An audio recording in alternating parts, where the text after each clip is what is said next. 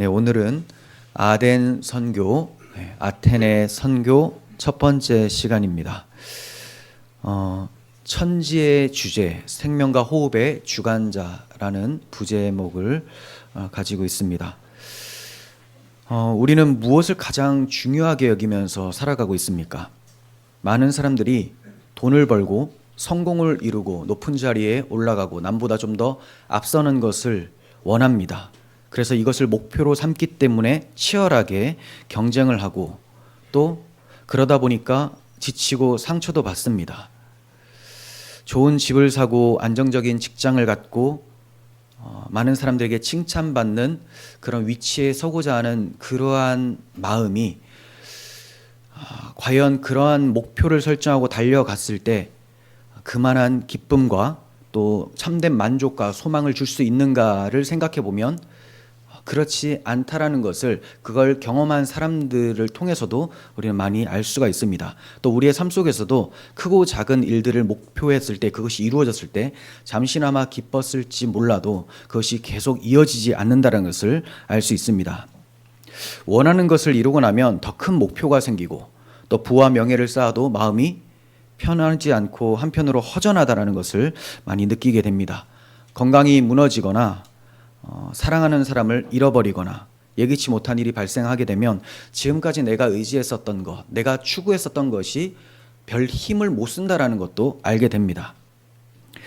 바울이 방문했던 아테네 사람들은 나름대로 의미와 가치를 찾으면서 살고 있었어요. 어떤 것이 정말 행복이고 기쁨이며 안정을 줄까라고 생각하면서 열심히 그 진리를 찾았습니다. 하지만 그들이 의지하는 것은 결국 사람의 손으로 만든 우상이었습니다. 참된 생명을 줄 수 없었습니다. 그들은 상당히 철학에 매료되어 있었지만 그 철학이 낳은 결과는 결국 우상 숭배에 지나지 않았습니다. 오늘 우리도 바울이 본 현실과 크게 다르지가 않습니다. 우리는 어디에서 소망을 찾을 수가 있겠습니까? 참 하나님만이 소망이다라고 성경은 말씀을 하고 있어요. 오늘 말씀을 통해서 우리가 바라봐야 될 하나님, 우리가 의지해야 될 하나님이 어떤 분이신지, 그리고 하나님을 알지 못하는 세상에 복음을 전하는 것, 하나님을 알게 하는 것이 얼마나 위대하고 중요한 일인지에 대해서 좀 살펴보고자 합니다. 먼저 지도를 봅니다. 지도. 자, 우리 계속 보고 있는 지도죠. 익숙하죠, 이제. 제일 오른쪽은 팔레스타인 쪽입니다. 네. 제일 밑에 예루살렘 있죠. 그리고 중간에 있는 지역이 소아시아 지역, 지금 터키 지역입니다. 그리고 왼쪽에 있는 큰 땅이 그리스 지역입니다. 그리스. 지금 이제 이 그리스 지역, 물론 그 당시 그리스는 국가로 존재하지는 않고 결국 로마가 통치하는 그 그리스 지방이 된 거예요. 자, 그래서 이렇게 전도를 바울 사도 일행이 하다가 결국 어디까지 왔느냐? 아덴까지 오게 되죠. 밑에 아덴 동그라미 크게 했습니다. 예, 아덴. 아덴이 아테네입니다. 우리가 알고 있는 아테네라는 명칭이 아덴이에요. 이 아테네는 에게 인급한 도시로서 아티카 반도의 주요 성읍입니다. 아티카 반도라고 하니까 조금 생소할 수 있어요. 왜냐하면 제가 지난번에는 크게 그리스가 두 지역으로 나누어진다. 위에는 마게도냐, 그리고 남부 쪽에는 아가야 지역이라고 말씀을 드렸죠. 크게는 이렇게 나눠져. 이게 뭐냐면 행정적으로 이렇게 크게 나눠지는 겁니다. 마케도니아 행정구역, 그다음 아가야 행정구역. 그런데 지역적으로 보면 아티카 반도에 아테네가 들어가 있는 거예요. 아티카 반도는 아까 제가 동그라미 친 그 정도의 지역입니다. 자, 그래서 위치상으로는 아티카 반도에 있었지만 행정적으로는 아가야 속주였기 때문에 또 아가야에 있었다 이렇게 표현할 수도 있어요. 바울은 이렇게 아테네에 도착을 해요. 그리고 아테네라는 명칭이 그리스 신화에 나오는 그 전쟁의 신 그리고 지혜의 여신으로 알려진 아테나의 이름에서 따온 겁니다. 그러니까 이 아테네를 수호하는 신이 아테나라고 여기면서 이렇게 지은 겁니다. 그리고 이 아테나 여신을 기리기 위해서 제일 대표적인 것이 파르테논 신전이 있었어요. 아테네는 일찍부터 철학과 우상의 도시로서 알려져 있었습니다. 고대로부터 찬란한 문화와 역사를 자랑해온 곳이에요. 특히 민주주의가 일찍부터 발달했고 합리적이고 이성적인 사고가 팽배했습니다. 그리스는 전부터 이방인들이 숭배하고 있었던 신상들을 배척하지 않고 들여와서 섬기도록 허용을 했고, 또 역사적인 인물이나 신화적인 인물들의 상을 세워놓고 경배하기를 주저하지 않았어요. 그 결과 네로 황제, 로마 네로 황제 당시에는 명칭을 지닌 공식적인 우상들 숫자가 한 300개가 넘었다라고 합니다. 명칭이 있는. 그러니까 명칭이 없고 그냥 세우는 것도 너무 많았는데 이름이 붙어 있는 것이 300여 개가 되었다라고 해요. 바울이 이 도시를 방문했을 때 그리스는 사실 예전에 그 찬란한 영광은 좀 사라진 상황이었습니다. 그리스하고 스파르타랑 전쟁을 했었던 펠로폰네소스 전쟁이 BC 403년까지 한 30년 정도가 있었습니다. 그리고 나서 이제 그리스가 정치적으로 군사적으로 영향력을 상실했습니다. 그리고 점점 쇠퇴한 상황. 하지만 그러한 정치적이나 또 군사적인 상황은 줄었을지라도 문화적이고 또 이 철학적인 부분은 여전히 아주 강력하게 영향을 미치고 있었던 상황이었어요. 그때부터 수세기 동안 계속 이어져 왔고, 그리고 철학자들은 아테네에서 났다라고 할 정도로 많은 철학 사상을 거기에서 나타내고 있었습니다. 그러므로 당시 아테네 시민들은 여전히 자신들의 문화와 철학에 대한 강한 자부심을 가지고 있었습니다. 자, 이런 도시에 바울이 온 거예요. 물론 계획을 했는지 이런 것은 정확하게 나오진 않지만 일단 박해를 피해서 또 사람들의 도움을 받아서 아테네까지 오게 된 것이죠. 자, 왔더니 어떤 상황이 펼쳐지느냐. 16절 보시면 바울이 아덴에서 그들을 기다리다가 그 성에 우상이 가득한 것을 보고 마음에 격분했다라고 해요. 바울은 박해를 피해서 도착한 이 아테네에서 아직 베레아에 남아 있었던 실라와 디모데를 기다리고 있었는데 가만히 있기는 좀 그랬겠죠. 그래서 도시를 둘러보는데 눈에 들어오는 것은 죄다 우상 천지인 거예요. 수많은 신전과 조각상, 장엄한 건축물들, 이런 것이 눈에 들어왔습니다. 바울의 마음이 어땠을까요? 이전의 바울이었다면, 예수님을 만나기 전에 바울, 철학도 능통했었고 많은 학문을 가지고 있었던 이런 바울이었다면 이 위대한 도시에 감탄하면서 경외심마저 들었을 수 있습니다. 그런데 지금 예수님 믿고 예수님의 종이 된 바울, 하나님만 섬기게 된 바울이 이러한 모습을 보았을 때는 마음에 격분이 일어났다라고 말을 하고 있는 거예요. 격분. 그러나 그의 분노는 단순히 조각상이나 이 신전 자체에 대한 격분이 아니었어요. 왜냐하면 조각상이나 신전은 그냥 건물이잖아요. 돌, 목석, 나무하고 돌입니다. 아무것도 아니라는 거죠. 그러니까 거기에 대해서 분노를 해봤자 그 분노를 받을 대상도 없는 거예요. 그렇다고 해서 이 아테네 사람들에게 대한 분노인가? 어리석음에 대한 안타까움은 있습니다. 그 안타까워하는 마음이 본문에도 나오는데, 안타까움은 있지만 그들이 저런 분들 다 없애버려야 되겠다, 이거는 또 아니었다라는 거죠. 그렇다면 바울이 누구에 대해서 이렇게 격분을 했을까요? 지금 아테네 사람들은 알지 못하고 행하고 있기 때문에 바울이 긍휼한 마음을 품고 있는데, 바울은 도대체 누구에 대해서 이렇게 격분을 했을까? 바로 그 모든 것을 배후에서 조장하고 있는 사탄에 대한 격분이었던 것이죠. 사탄. 하나님의 형상대로 창조된 인간을 속이고 하나님을 경배하는 것이 아니라 사람이 만든 짐승과 또 벌레와 이런 하나님의 영광을 가로챈 이러한 것들을 섬기게 만든 그 주동자 사탄에 대한 격분이 있었던 겁니다. 우리가 그 세상을 보면서 이런 더러운 문화들이 자리 잡고 있을 때 누구에 대해서 격분을 합니까? 그런 것을 조장하는 사람들에 대해서도 격분이 일어나지만 그것에 젖어들어서 희생당하고 있는 사람들을 보면 안타까움이 일어나죠. 안타까움. 근데 그것을 만드는 사람들에 대해서는 격분이 또 일어나요. 근데 더 격분이 일어나는 대상은 누구냐? 그 모든 것을 조장하고 공중의 권세 잡은 자 마귀에 대한 격분이 일어나야 되는 거죠. 그러니까 우리가 격분을 나타내야 될 그 대상이 누군지를 정확히 해야 됩니다. 그리고 이러한 분노, 거룩한 의분조차 일어나지 않는다라는 것은 내가 하나님에 대한 사모함이 없기 때문에 그렇다라는 것도 아셔야 된다는 거죠. 우리는 오늘날 세상을 바라볼 때 영적으로 무너진 현실과 하나님을 거역하는 문화 속에서 어떠한 감정을 느끼고 있습니까? 바울처럼 하나님의 진리를 거스른 것들을 분별하고 또 거룩한 분노가 일어나 복음을 전하려는 열정이 우리에게도 있어야 되는 거예요. 바울의 분노는 단순히 감정적으로만 지배한 것이 아니에요. 진정한 거룩한 분노는 감정이 올라오고 행동으로도 이어지게 됩니다. 바울은 우상숭배로 가득한 이 도시에 복음을 전해야 되겠다라는 마음을 갖고 실천에 옮깁니다. 17절, 18절을 봅니다. 회당에서는 유대인과 경건한 사람들과 또 장터에서는 날마다 만나는 사람들과 변론하니 어떤 에피크로스와 스토아 철학자들도 바울과 쟁론할세. 어떤 사람은 이르되 이 말쟁이가 무슨 말을 하고자 하느냐 하고 어떤 사람은 이르되 이방 신들을 전하는 사람인가 보다 하니 이는 바울이 예수와 부활을 전하기 때문이로라. 예.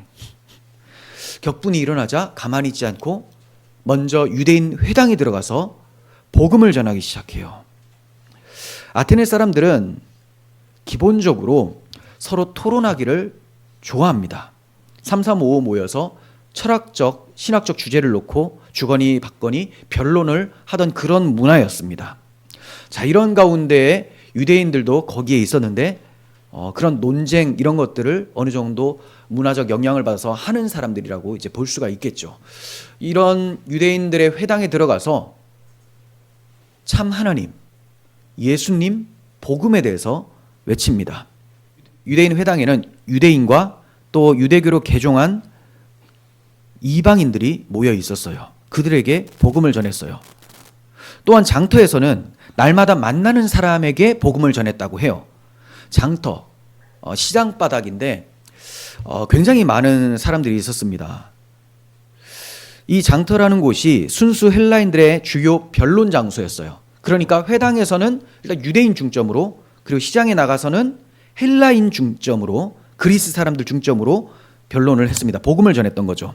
여기서 장터는 아고라라는 헬라어인데요. 아고라.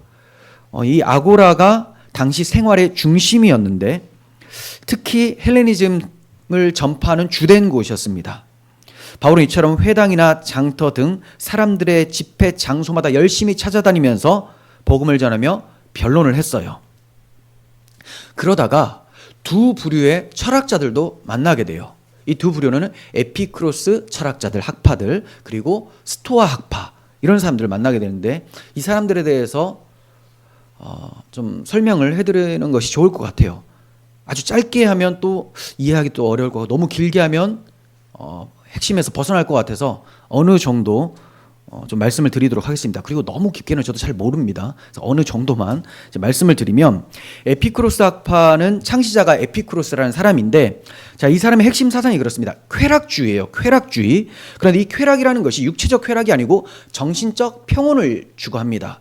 물론 그 후계자들 중에서 또 로마의 문화에 젖어들면서 육체적 쾌락을 탐닉하고 육체적 쾌락을 추구한 사람들도 있었기 때문에 에피크로스라고 하면 육체적 쾌락을 추구하는 사람들이라고 알려지기도 했습니다. 하지만 원래 에피크로스 학파는 정신적 쾌락, 평온을 추구했었던 사람들이었어요.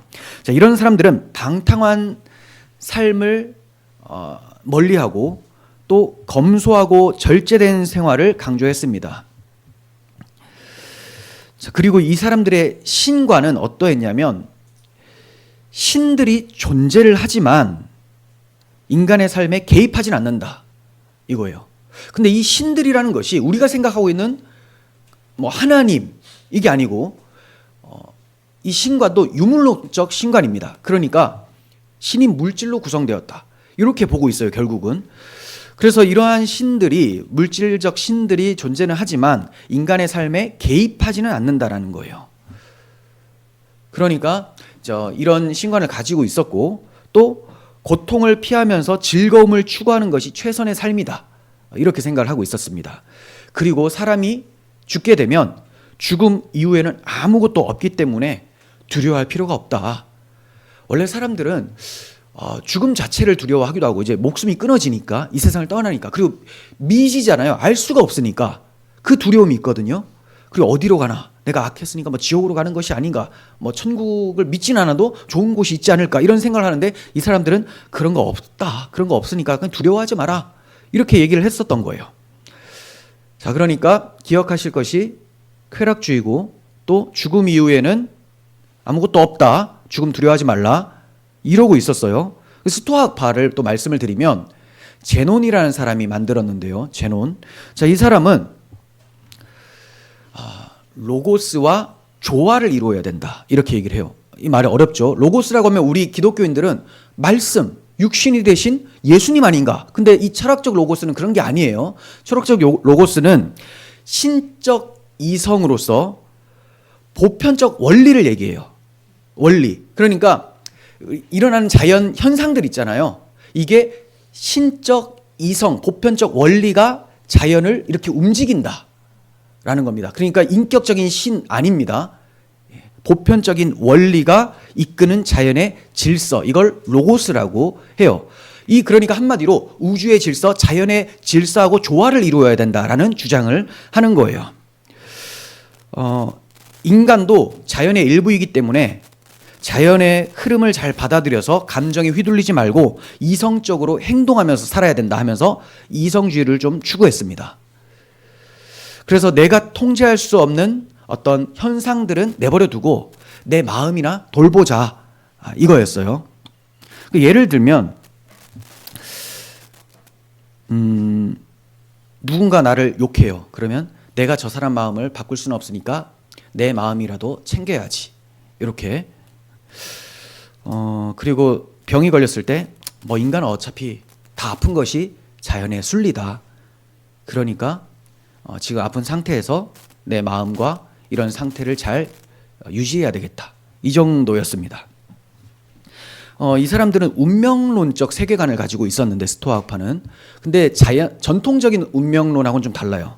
전통적인 운명론 같은 경우는 이미 모든 것이 정해져 있기 때문에 아무것도 할 필요가 없다는 거예요. 근데 이 사람들의 운명론은 세상에 대해서, 자연에 대해서는 이런 것이 다 그 로고스가 움직이는 것이지만, 어쩔 수 없지만 나는 내가 바꿀 수가 있다라는 거죠. 그래서 나를 관리하자, 이런 측면이었기 때문에 운명론이긴 하지만 전통적 운명론과는 조금 차이가 있었다, 이렇게 보시면 되고요. 이 사람들은 감정을 억누르고 덕을 실천하는 삶을 살아야 된다, 이렇게 얘기를 했어요. 그러니까 에피쿠로스나 스토아파나 다 좀 나름 절제되고 경건하게 살려고 노력한 사람들이라는 거죠. 자, 그리고 이 스토아파는 사람이 죽게 되면 영혼이 점차 소멸이 돼요. 그래서 로고스와 결국 하나가 된다. 사람이 죽게 되면 아무것도 없다라는 에피쿠로스 학파하고는 좀 다르게 점차적으로 싹 소멸이 되다가 우주로 돌아간다는 거죠. 그 로고스로 이렇게 돌아간다는 거예요. 그러므로 죽음을 자연스러운 과정으로 받아들이는 태도를 가지고 있었습니다. 그러니까 죽음이 왜 일어났는지, 이걸 어떻게 이겨낼 수 있는지에 대해서는 없는 거죠. 답이 없으니까. 이게 철학자들의 상태입니다. 다른 철학자들도 다 마찬가지입니다. 여기서 벗어나질 않아요. 이처럼 바울은 만나는 사람마다 다 복음을 전했는데, 이 사람이 뭐 회당에 있건 헬라인이건 철학자들이건 할 것 없이 열심히 복음을 변론하고 또 논쟁하기도 했습니다. 이 철학자들 같은 경우는 또 자기들의 고집이 있고 주관이 있다 보니까 논쟁으로까지 나아가게 되는 거죠. 그렇다고 해서 이 바울이 철학적 논쟁을 한 건 아니에요. 철학적 이론이나 학문으로 다툰 것이 아니고 예수 그리스도와 그분의 부활을 전했습니다. 복음을 전했던 거죠. 왜 이걸 전했을까요? 당신이 많이 알고 있는 철학자건 그냥 헬라인이건 유대인이건 할 것 없이 모든 사람은 다 죄 아래 놓였고 하나님 앞에서 심판받아야 될 진노 아래 놓인 사람들인데, 하나님께서 이 사람들에게 당신의 아들을 내어주셨다. 대신 심판을 하셨다. 그러니 이 복음을 당신은 믿어라. 그리고 너희들은 죽으면 끝이라고 하지만 죽음이 끝이 아니고 예수 그리스도께서 죽음을 이겨내셨기 때문에 우리는 죽음 이후에 또 다른 삶이 있다. 하나님 나라가 있다라는 것을 강조를 했었던 겁니다.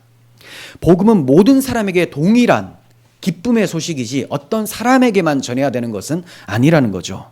바울은 이 점을 잘 알고 자기를 위해서 또 우리 모두를 위해서 죄를 담당하시고 죽으신 예수 그리스도와 그분의 부활하심을 전파했어요. 바울이 이렇게 예수님과 부활을 전하자 에피쿠로스 학파하고 스토아 철학자들이 가만히 있었을까요? 불편하겠죠. 받아들이지 않겠죠.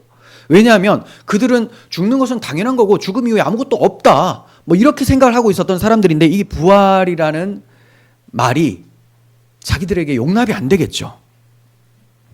에피쿠로스 학파는 죽음 이후의 삶을 부정했기 때문에 거부감이 들고요. 스토아 학파 같은 경우는 이성 중심이었기 때문에 초자연적인 부활을 이해할 수가 없었어요.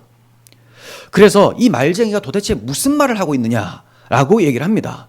자, 그러면서도 잠깐 들었기 때문에 궁금한 거예요. 그리고 나하고 같지 않아도 이 사람은 어떤 철학을 가지고 있는가에 대해서 매우 궁금해했었던 당시 문화적 분위기가 있었습니다.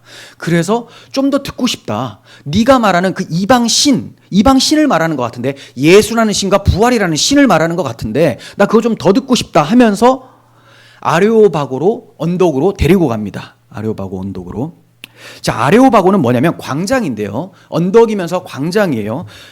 이 명칭이 전쟁의 신 아레스의 언덕이란 뜻입니다. 아레스.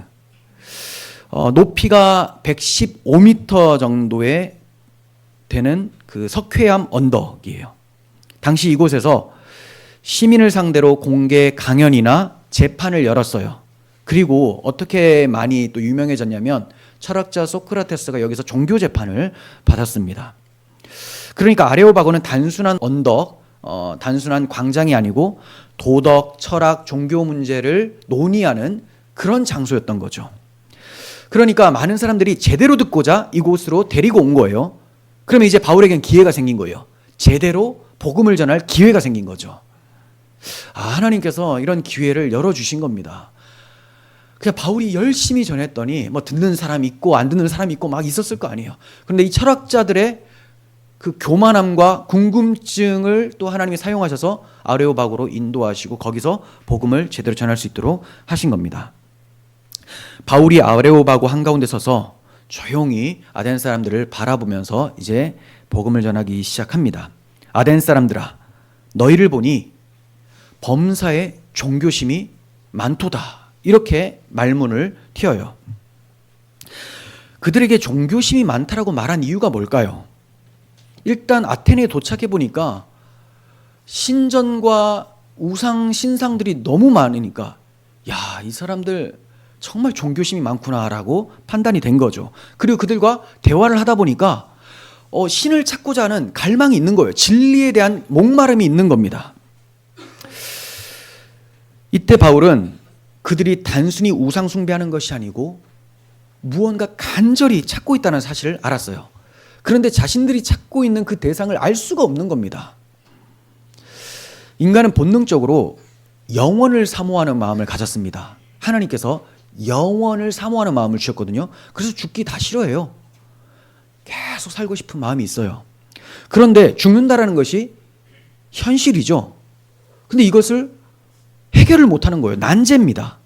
그래서 이것 때문에 괴로워하면서 열심히 사색한 결과가 철학으로 나타납니다. 그러니까 진리를 찾기까지는 사람들의 마음에는 안식이 없는 거예요. 그래서 타락한 인간은 허전한 마음을 달래기 위해서 우상을 만들어냅니다. 그렇게 자신들이 지식인이라고 하고 철학자들이라고 하지만 결국 그들은 우상, 이게 되게 어리석은 것인데도 만들어버리죠. 이렇게 만들었다고 해서 우상이 그들에게 복을 줍니까? 그들에게 뭔가 해소를 시켜줘요? 그냥 자기 손으로 만들어 놓고 좀 도와주세요라고 하는 이런 어리석은 모습일 뿐이라는 거죠. 그러니까 마치 물을 가두지 못하는 터진 웅덩이와 같습니다. 결코 그들의 공허함을 해결해 줄 수가 없는 것이 우상숭배 철학이었다라는 거죠. 이러한 모습은 예나 지금이나 차이가 없어요. 사람들은 눈에 보이는 것들에 의존하고 참된 하나님을 알지 못한 채 자신들이 만들어 놓은 가치나 이념, 또 성공과 물질을 신처럼 섬기면서 살고 있습니다. 비록 목석을 향해서 절을 하지 않는다 할지라도 이미 자기가 만들어 놓은 이념과 가치관, 성공, 물질 이런 것이 신이 되어 있기 때문에 스스로 우상 숭배를 하고 있는 거죠. 그 숭배의 대상은 결국은 자기입니다. 자기 배, 욕망을 채우기 위함이죠. 예나 지금이나 어디를 향해서 하느냐만 약간 다를 뿐이지 참 신이신, 경배의 대상이신 하나님 외에 다른 것에 대해서 숭배하는 것은 똑같은 모양새라는 겁니다. 바울은 이러한 아테네 사람들을 향해서 연민의 마음이 들었습니다. 이 사람들이 정말 간절히 뭔가를 찾는데 모르고 있구나. 모르니까 내가 도와주고 싶다. 이런 마음이 든 거예요. 바울은 아테네에서 한 제단을 보았는데 굉장히 독특합니다. 명칭이 붙어 있는데 알지 못하는 신에게 이렇게 적혀 있는 거예요. 알지 못하면 안 하면 되잖아요. 근데 왜 만드냐? 혹시 우리가 여러 신들이 있는데 빼먹었을까 봐, 내가 알지 못하는 신이 있을까 봐 그 신이 진노해서 우리에게 화를 미치면 안 되니까 이걸 달래기 위해서 이걸 만듭니다. 알지 못하는 신. 그 정도로 열심이 있고 또 공허함이 컸었다라는 것을 보게 되죠. 자, 바울 사도는 그런 점을 예리하게 간파하고 이것을 접촉점 삼아서 참 하나님과 복음을 전할 기회로 삼아요. 바울이 이렇게 선언을 합니다. 너희가 알지 못하고 위하는 그것을 내가 너희에게 알게 하리라. 너희가 알지 못하고 섬기고 있는 그것을 내가 너희에게 알게 해주겠다. 굉장히 당돌한 말이죠. 이 사람들 엄청나게 추앙받고 있었던 철학자들이란 말이에요. 영향력이 대단했어요. 바울도 물론 똑똑한 사람이죠. 가말리엘 문화생으로서 공부 많이 했어요. 그런데 이미 많은 사람들에게 칭찬받고 존경받고 있었던 이 철학자들에게 가서 너희 모르고 있지, 모르고 있는 그 신 내가 알려줄게. 이렇게 지금 얘기를 하고 있는 것이죠. 참 어디에서 굴러먹다 온지 모르겠는 이 유대인 청년 아니고 한 40대 정도 됐는데 이 사람 하나가 와서 자기한테 가르쳐준다고 하니까 얼마나 기가 막히겠어요. 하지만 바울은 담대했습니다. 자신의 말이 인간적인 지혜, 철학이었다면 그들에게 조심스럽게 얘기했을 거예요. 내 의견은 이렇습니다. 아니에요. 근데 바울은 자기가 말하는 것은 하나님의 계시의 말씀임을 알고 있었기 때문에, 이게 진리라는 걸 알고 있었기 때문에 담대하게 얘기하는 거예요. 너희가 알지 못하고 위하는 그것을 내가 너희에게 알게 하겠다. 이렇게 얘기를 한 것입니다. 우리가 복음을 들고 나갈 때 많은 헛똑똑이들이 많이 있습니다. 학벌이 좋든 공부를 많이 했던, 그게 중요한 것이 아니고 그들은 그 많은 공부를 엉뚱한 방향으로 다른 것을 진리라고 잡고 사는 사람들이기 때문에 많이 알았지만 잘못 알고 있는 거라는 거죠. 우리는 진리를 알고 있어요. 그들이 받아들이지 않는 것은 어쩔 수 없는 것이지만 이 진리를 가지고 있는 사람들이 위축될 필요는 없다는 거죠. 전하세요. 받지 않으면 끝입니다. 그냥 우리는 그들 위해서 기도하고 다음 하나님께서 기회를 주시면 또 전하는 것이죠. 그렇지 않으면 끝나는 거죠. 그 사람이 어떻게 될지는 알지 못하지만 우리는 우리에게 주신 진리, 이 복음을 담대하게 전할 수 있어야 되는 거죠. 바울은 이어서 참 하나님이 어떤 분인지를 소개하기 시작해요. 그러니까 너희가 알지 못하고 신을 섬기고 있는데 내가 참 신을 알려주겠다. 오해하지 마셨으면 하는 것은 그들이 알지 못하는 어떤 신도 있을 거야. 이 신도 있고 저 신도 있는데 여기 하나의 또 신도 있을 거야 해서 그 신을 알려주는 건 아니고, 바울이 이걸 접촉점 삼아서 너희가 진짜 참신을 모르고 이런 짓 하고 있는데 내가 진짜 참신을 알려주겠다. 이렇게 얘기를 한 거예요. 그래서 참 하나님에 대해서 소개하기 시작합니다. 24절 보시면 우주와 그 가운데 있는 만물을 지으신 하나님께서는 천지의 주제시니 손으로 지은 전에 계시지 아니하시고. 네. 바울은 자신이 말하는 하나님이 수많은 우상들처럼 인간이 만들어내는 신이 아니라는 것을 먼저 얘기를 합니다. 우주와 만물을 창조하신 참 하나님이라고 얘기를 해요. 아덴 사람들에게는 이 신이라는 대상이 신전이나 또 제단에 거한다, 여기에 국한되어 있다라고 봤어요. 그런데 바울은 내가 믿는 신, 너희가 알지 못하지만 뭐 찾고 있는 그 신은 그런 장소에 국한되는 분이 아니다. 그런 모든 장소나 이 환경들을, 세상을 만드신 천지의 주제시다라고 얘기를 하고 있는 거예요. 하나님이 어떤 장소에 국한되실 분입니까? 그 장소가 없으면 계실 곳이 없는 분이세요?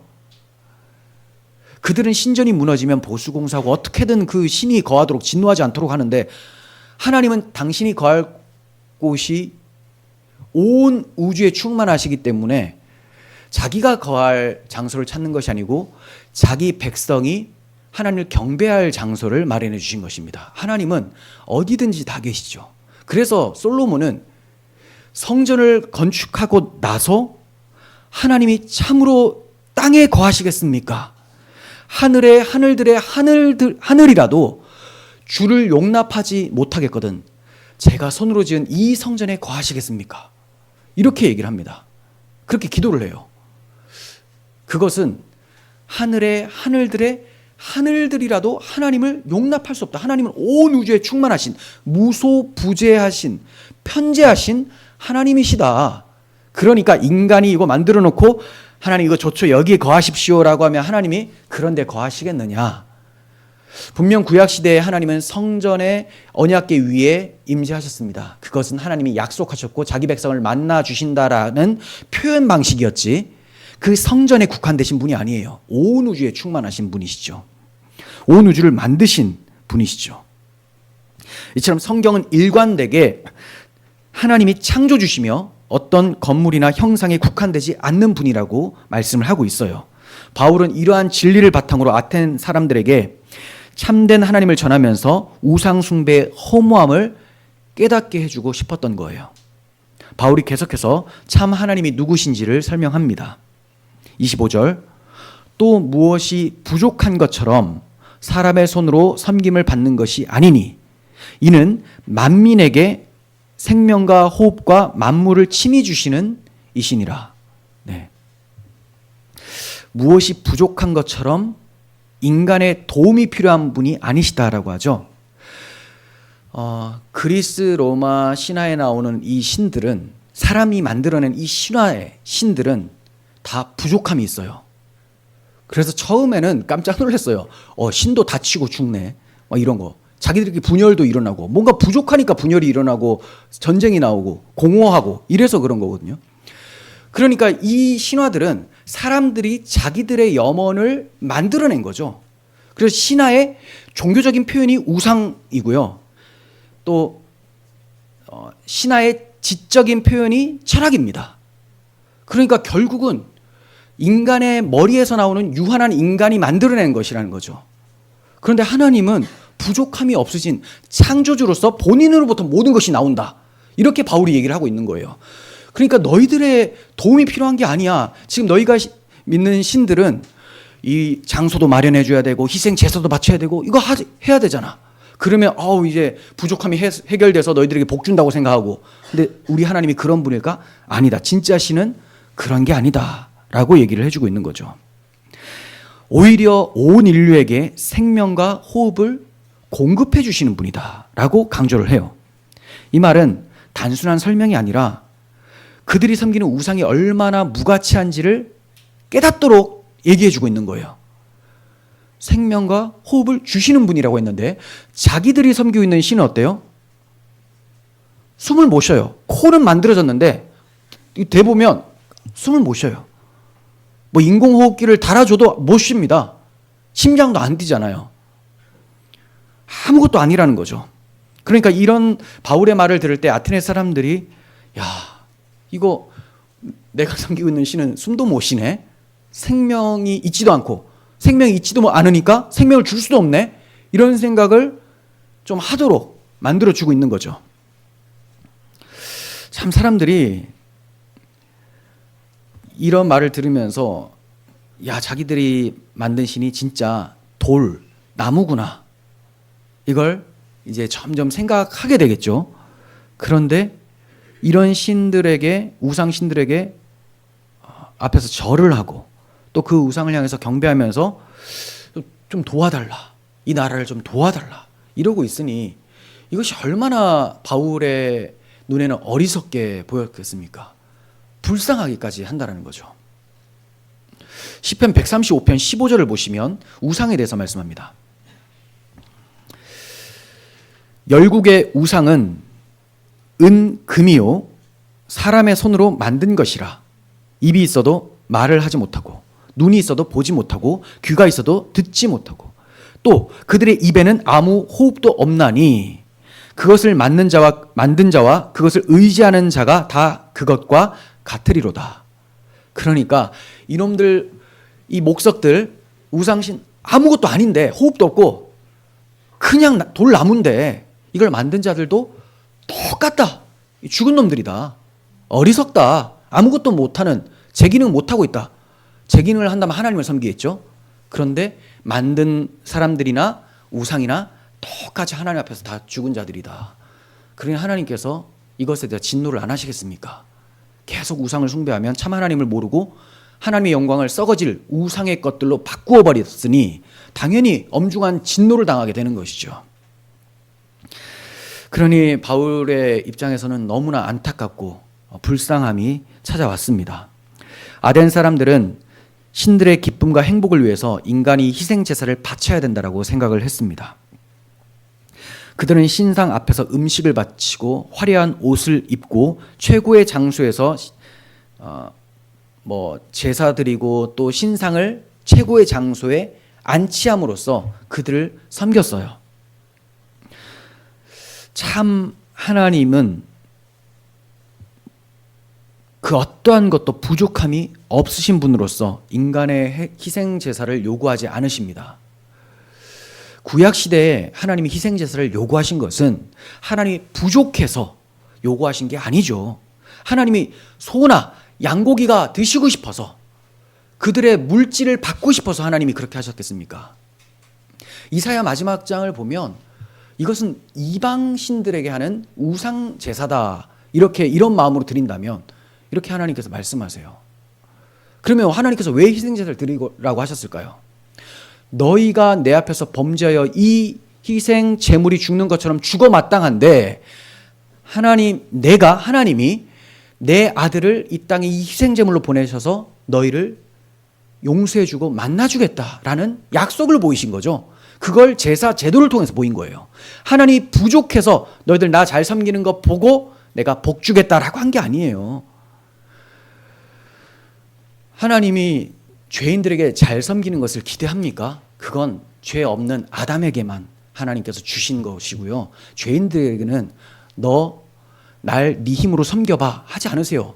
이미 타락해서 진노만 받아야 되는 상황이에요. 그런 자들에게는 하나님이 당신의 긍휼함을 보이셔서 너희를 내 백성으로 회복시켜 주겠다. 내가 내 아들의 피, 예수 그리스도의 십자가 대속으로 회복시켜 줄 테니 살아난 자들은 하나님을 예배하라. 창조를 바르게 알고 예배하라. 이렇게 요구하시는 거죠. 그러니까 불신자들, 영적으로 죽어있는 자들이 하나님께 예배하라고 하나님이 요구하지 않습니다. 하나님이 부족해서 나에게 날 좀 섬겨줘. 그럼 내가 기분이 좋을 것 같아. 그런 거 아니라는 거죠. 우리가 많은 헌금과 헌물을 드린다고 해서 하나님께서 더 많이 응답하시거나 더욱 기뻐하시는 게 아니에요. 잘 생각해 보세요. 내가 많은 헌금을 드려요. 많은 봉사를 해요. 그 목적이 하나님께 많은 복을 받기 위해서 했어요. 그런데 거기에는 하나님이 응답을 하지 않으세요. 그 목적 자체가 불순하잖아요. 그런데 헌금을 많이 하는 것이 목적이 아니고 결과로 나와요. 결과. 내가 하나님을 사랑해서, 교회를 사랑해서.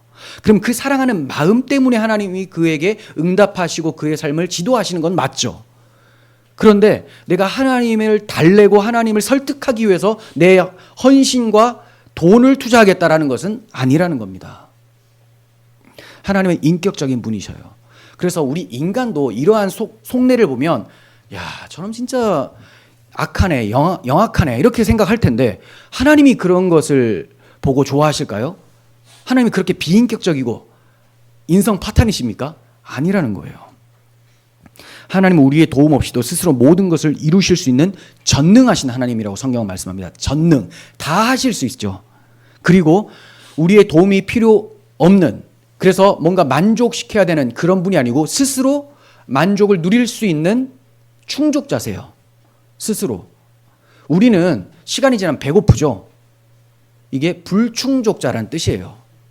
내가 배가 고파져요. 누가 욕을 해요? 상처를 받아요? 영향을 받았죠. 이게 스스로 우리는 충족할 수 없다라는 것이 나타나는 거예요. 그런데 하나님은 누군가 뭐라고 해서 그걸 상처받거나 뭐가 약해지거나 자기에게서 뭐 빠져나가는 분이 아니라는 거죠. 스스로 충만하신 분. 충만하신 분이기 때문에 온 우주를 충만하게 지었는데 이들이 반역해서 하나님을 떠나자 궁핍이라는 게 들어가게 됩니다. 공허라는 게 들어가기 시작하는 거예요. 하나님을 떠난 참된 복, 충만한 하나님을 떠나면 불충만이 되기 시작하고 그 공허함을 채우기 위해서 사람들은 이제 자기의 힘을 발휘해서 채우려고 노력을 하는데 채우는 것들이 다 근본적인 것이 아니고 하나님이 아니고 모조품들이다 보니까 일시적으로 충족이 되는 것 같지만 결국 터진 웅덩이처럼 다시 영적 고갈이 일어난다는 거죠. 이 세상에 존재하는 그 누구도 생명을 창조할 수 없습니다. 인간의 호흡을 단 한순간이라도 연장을 할 수가 없어요. 현대 과학이 아무리 발달되었어도 생명을 만들어내지를 못해요. 오직 하나님만이 생명의 주인이시고 만물을 다스리시는 절대적인 주권자세요.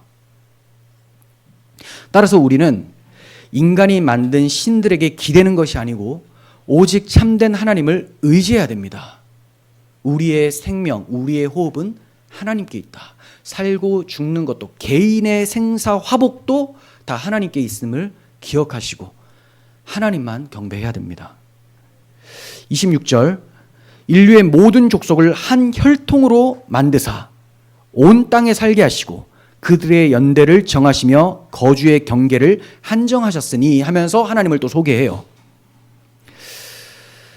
하나님께서 온 인류의 창조자이시면서 모든 민족과 나라를 주관하시는 역사의 주관자라고 얘기를 한 거예요. 창조만 하시고 내버려 두신 것이 아니고 이 땅을 다스리시는 통치자, 주권자, 섭리하시는 분이라고 얘기를 하고 있는 겁니다. 보세요. 인류의 모든 족속을 한 혈통으로 만드사 온 땅에 살게 하셨다라고 하죠. 이 아테네 사람들은 자기들이 아까 아티카 본도의 성읍이라고 했잖아요. 아티카 본토의 흙에서 태어났다고 믿었어요. 다른 민족들과는 구별된 존재라고 자부를 했습니다. 이 아테네 사람들의 이 자부심이 대단했어요.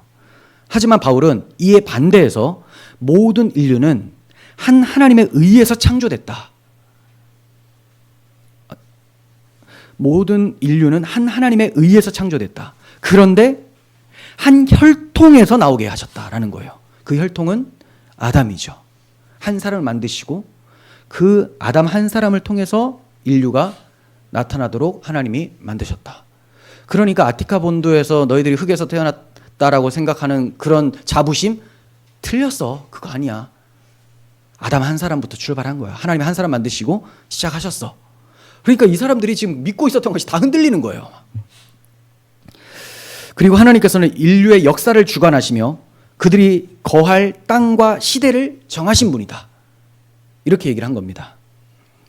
이 세상의 모든 민족과 국가가 결코 우연히 생겨난 것이 아니고 하나님의 섭리와 계획 속에서 존재한다는 것을 얘기한 겁니다. 이 대한민국도 하나님의 섭리와 계획 속에서 복음 전도자의 나라로 세워주신 거죠. 그래서 우리나라 연도가 얼마 되지 안 됐습니다. 생긴 지. 그런데 얼마나 많은 선교사님들을 파송하고 복음을 전하는 나라가 되었습니까? 하나님이 동방에 복음 전하는 기지로 우리나라를 세워주셨다고 저는 믿어요. 이렇게 각 나라에 사명이 있고 역할이 있기 때문에 하나님께서 계획과 그 섭리 가운데서 이 나라들을 만드시고 이어가게 하시고 또 망하게도 하시는 겁니다. 그래서 바울이 이렇게 얘기하죠. 그들의 연대를 정하시며 거주의 경계를 한정하셨으니 라고 합니다. 역사의 주관자이신 하나님께서 개인은 물론 나라의 그 나라의 연수까지, 흥망성쇠까지 정하시고 나라의 국토 영토까지도 정해 주셨다라고 해요. 모든 것이 하나님의 섭리 안에서 주도하에서 이루어진다라는 것을 말씀하고 있는 거죠. 시편 127편 1절에서는 여호와께서 집을 세우지 아니하시면 세우는 자의 수고가 헛되며 여호와께서 성을 지키지 아니하시면 파수꾼의 깨어있음이 헛되다라고 합니다. 여호와께서 집을 세우지 않으면 세우는 자의 수고가 헛되다. 누군가 나라를 세우려고 해요. 하나님께서 역사하지 않으면, 하나님의 섭리, 계획 속에 있지 않으면 불가능하다라는 거죠. 또 대적이 쳐들어올 때 이것을 막아내는 것도 파수꾼이 아무리 깨어있다 해도 여호와께서 깨어서 지켜주지 않으면 파수꾼의 깨어있음이 헛되다라고 합니다. 그러니까 뭐냐? 역사, 개인, 국가 모든 것을 하나님이 이끌어 가신다라는 거죠. 민족이 또 국가가 언제 어디에서 존재할지도 결정하시는 분이세요. 신명기 32장 8절을 보십시오. 지극히 높으신 자가 민족들에게 기업을 주실 때 민족들에게 땅을 하나님이 주신다는 거죠. 인종을 나누실 때 하나님이 인종을 나누세요. 이스라엘 자손의 수요대로 백성들의 경계를 정하셨도다. 네. 자, 이스라엘 자기 백성을 이끌어 가시기 위해서 온 세상을 다 이끌시면서 정하신다라는 거죠. 이건 운명주의를 말하는 게 아닙니다. 하나님께서 이렇게 하실 때 자기 백성들을 사용하셔서 하십니다. 근데 이 모든 것이 하나님의 주도 아래, 주권 아래에 있다는 것을 말씀을 드리는 거예요. 실로 인류의 모든 역사와 운명을 주관하시는 하나님은 하늘과 땅에 유일하게 경배받으실 참 신이시라는 것을 바울이 얘기를 하고 있는 거예요. 바울은 하나님을 우주와 생명의 근원이신 유일하신 창조주, 역사의 주관자로 소개를 했죠. 그러므로 우주 만물과 인간은 단순히 우연의 산물이 아니라 창조주 하나님의 계획과 목적 속에서 지어진 존재라는 것을 말한 거예요. 또한 역사도 하나님의 창조 경륜을 이루기 위해서 진행되고 있음을 말한 겁니다. 그러니까 스토아 철학자, 에피쿠로스 철학자들은 그렇게 생각하지 않았는데 어떤 인격적인 하나님이 계획과 목적을 이루기 위해서 만드신 거라고 생각하지 않고 자연히 그냥 우연히 이렇게 된 것이라고 생각을 했던 유물사관을 가지고 있었는데 이것이 지금 바울의 말에 다 무너지게 되고 충돌이 일어나기 시작하는 거죠. 오늘날 많은 사람이 우주는 우연히 생겨났고 인생도 별다른 목적 없이 흘러가는 것이라고 믿고 있습니다. 그러나 이러한 생각은 필연적으로 삶의 의미를 상실하게 만들어요. 그 결국 인간은 더 큰 공허에 빠집니다. 그래서 다윗은 시편을 통해서 이러한 철학, 유물론, 진화론, 신이 없다라고 하는 이런 주장하는 사람들을 어리석은 자라고 표현을 해요. 시편 14편 1절에서 어리석은 자는 그의 마음에 이르기를 하나님이 없다 하는도다. 그들은 부패하고 그 행실이 가증하니 선을 행하는 자가 없도다라고 합니다. 하나님이 없다라고 마음에 스스로 하나님 없지. 그래, 하나님이 어딨어? 신이 어딨어? 이런 사람들은 어리석은 자예요. 어리석은 자. 창조주 하나님을 부정하는 것은 단순히 무신론이 아니고 삶을 무가치하게 만들고 인간을 비인격적으로 만들고 도덕성을 무너뜨리고 죄가 무엇인지도 알 수 없게 만들어서 하나님 앞으로 나아가도록 하는 복음도 듣지 못하도록 만드는 아주 악하고 반역하는 짓이라는 겁니다. 그럼에도 불구하고 많은 사람들이 여전히 자신이 만든 신상 앞에 절하고 그것들에게 도움을 구합니다. 또 앞서 말씀드린 대로 자기의 사상과 이념이나 가치관들, 돈, 명예 이런 것들을 신으로 여기면서 추구하며 살고 있습니다. 그런 것들이 정말 어떤 능력을 가져다 줄 거라고 생각을 하고 또 이렇게 현대 사회가 되었음에도 신상 세우는 것, 우상 세워서 의미를 부여하는 것은 지금도 지속이 되고 있죠. 이사야 46장 6절에서 7절을 봅니다. 사람들이 주머니에서 금을 쏟아내며 그림을 한번 생각해 보세요. 사람들이 주머니에서 금을 꺼내요. 그리고 은을 저울에 달아서 세공업자 도금장에게 줍니다. 왜? 신 만들라고 주는 거예요. 그것으로 신을 만들게 하고 그것에게 엎드려 경배해요. 만들어줬더니 엎드려 경배합니다. 그것들을 들어 어깨에 메어다가 그의 처소에 두면 이놈이 어떻게 돼요? 세웠으니까 세워 있는 거죠. 발로 차서 넘어지면 넘어져 있는 거예요. 자, 이게 두면 거기 서 있고 거기서 능히 움직이지 못하며 그에게 부르짖어도 능히 응답하지 못하며 고난에서 구하여 내지도 못한다. 네. 아무것도 아니에요. 그러니까 이런 거예요. 오늘부터 이 휴대폰이 우상이다 하면 이거 딱 세워놓으면 이때부터 이거 똑같은 겁니다. 똑같은 거. 그게 뭐 멋있게 지면 그래도 뭔가 능력이 있지 않을까? 그 설악산 공원에 가도 엄청나게 큰 불상 하나 있거든요. 진짜 커요. 그거랑 요거 세워놓은 거랑 다른 것 같잖아요. 똑같아요. 어차피 크기만 다르지. 능력 없는 건 똑같습니다. 그런데 사람들은 크고 뭔가 사람들의 마음을 웅장하게 만들면 얘가 능력이 있을 거라고 생각하는데 아니라는 거죠. 사실 법적으로 허락만 된다면 가서 망치로 치면 바로 깨진다는 걸 잘 알아서 증명해 보기 쉽지만 그럼 잡혀가니까 그 정도로 아무 힘이 없어요. 자기를 공격해도 뭘 못합니다. 자기도 뭐를 못하는데 그걸 자기를 섬기는 사람을 도와준다? 근데 오늘날에도 이게 통한다라는 거예요. 살아계신 하나님은 하나님이 어디 있느냐라고요. 눈에 보이지 않는 신이 어디 있느냐. 그러면 눈에 보이는 그게 신이겠느냐라고 우리는 얘기를 해야 되는데 자기들은 그 우상 섬겨놓고 이게 신이라고 얘기하고 있으니 인간은 하나님의 형상을 따라 창조된 고귀한 존재입니다. 모든 피조물 중에 으뜸이에요. 하나님이 자기를 닮게 만드셨어요. 그런데 이러한 사람들이 자기가 만든 목석에다가 절을 하면서 도와달라고 하는 이 어리석음, 이 안타까운 일이 예나 지금이나 지금 일어나고 있다는 거죠. 바울은 우상이 가득한 아덴을 보면서 사탄에게 격분했습니다. 그리고 그곳 사람들에게 안타까운 마음, 긍휼의 마음을 가지고 있었습니다.